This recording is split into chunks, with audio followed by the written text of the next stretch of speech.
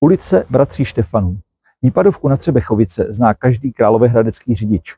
Ale víte, kdo byli ti bratři, na jejichž památku ulice nese své jméno?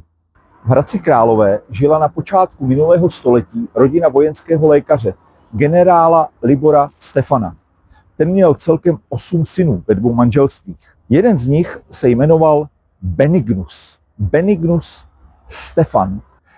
Narodil se 6. května 1918 v Hradci Králové, tady v tom domě přímo za mnou, kde dnes má on a jeho bratr Ivan pamětní desku.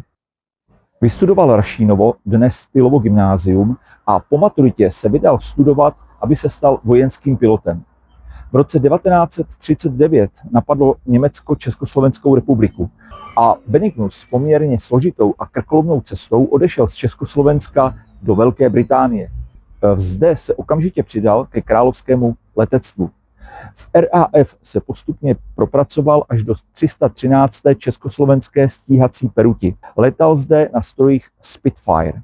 V březnu 1943 Benignus s dalšími stíhači doprovázel americké bombardéry nad Francií. Byl ale sestřelen a i když se mu podařilo přistát, zraněním v boji podlehl.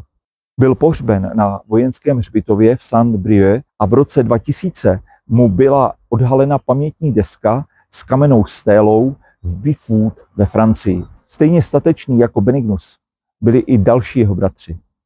Například Ivan byl za svoji odbojovou činnost, kterou prováděl za druhé světové války ve Francii, zatčen gestapem, vyslýchán, souzen, odsouzen k smrti a tak jako jeho bratr Benignus v roce 1943 zemřel. Byl gilotinován v Mnichově.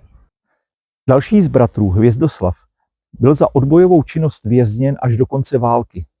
Po ní se stal světově uznávaným dětským urologem a chirurgem, vědcem, profesorem lékařské fakulty Univerzity Karlovy v Hradci Králové.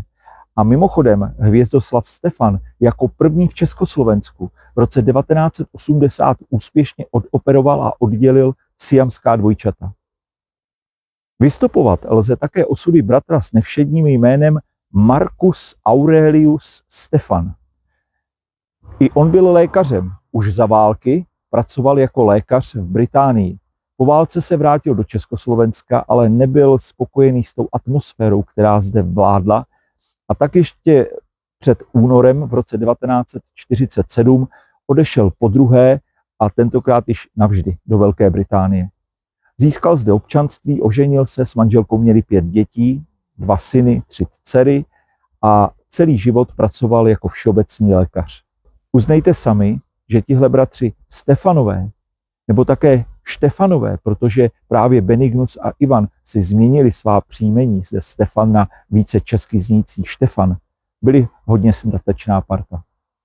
Je dobře, že na památku 2 z nich, Benignuse a Ivana, nese jedna z nejvýznamnějších, nejdelších a nejznámějších ulic v Hradci Králové jejich jméno.